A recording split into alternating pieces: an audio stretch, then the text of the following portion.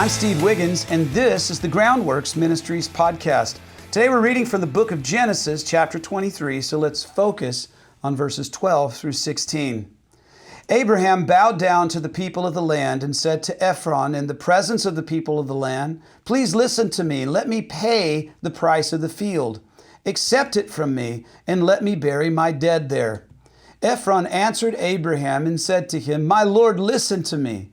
Land worth 400 shekels of silver. What is that between you and me? Bury your dead." And Abraham agreed with Ephron, and Abraham weighed out to Ephron the silver that he had agreed to in the hearing of the Hittites, 400 shekels of silver at the current commercial rate.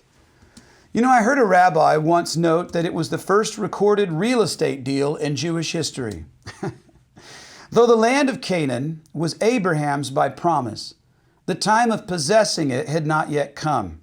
Nevertheless, by faith, Abraham had the occasion to buy a piece of it.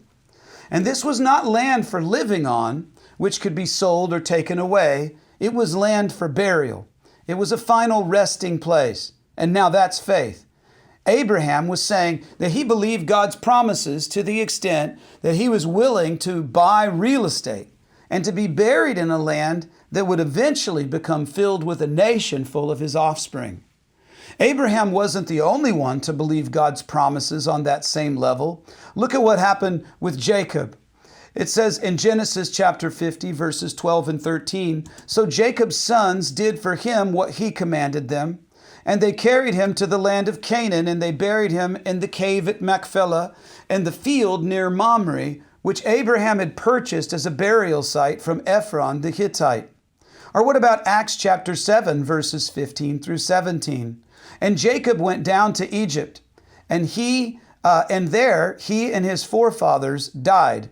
From there they were removed to Shechem and laid in the tomb which Abraham had purchased for a sum of money from the sons of Hamor and Shechem."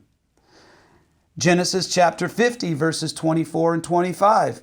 "Joseph said to his brothers, 'I'm about to die, but God will surely take care of you and bring you up from this land to the land which he promised on oath to Abraham, to Isaac, and to Jacob.' And then Joseph made the sons of Israel swear, saying, 'God will surely take care of you, and you shall carry my bones up from there.'" Look at what happened in Joshua chapter 24, verse 32. "And now they buried the bones of Joseph, which the sons of Israel brought up from Egypt at Shechem in the piece of ground which Jacob had brought from the sons of Hamor, the father of Shechem, from 100 pieces of money, and they became the inheritance of Joseph's sons." The writer of Hebrews melds this patriarchal hope of Canaan with our hope in Jesus, a hope for eternity with the Lord in heaven. Look at what it says in Hebrews chapter 11, verses 12 through 16. "All these died in faith, and they did not receive what had been promised, but they saw it and greeted it from afar, and acknowledged themselves to be strangers and aliens on earth. For those who speak thus show that they're seeking a homeland.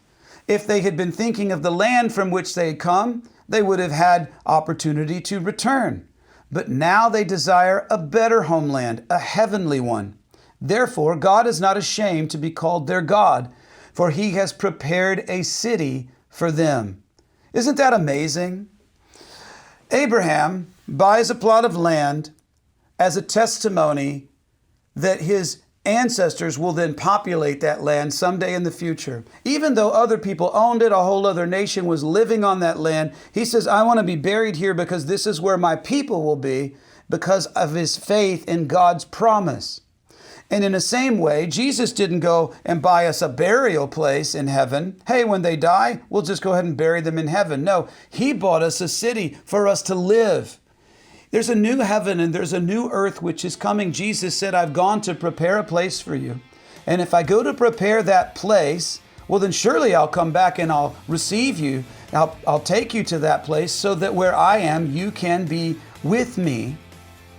Don't you want to be there with him in the place which he has prepared for you? I'm Steve Wiggins, and this is the Groundworks Ministries podcast. If you want to know more about how you can spend an eternity in heaven, check us out at groundworksministries.com.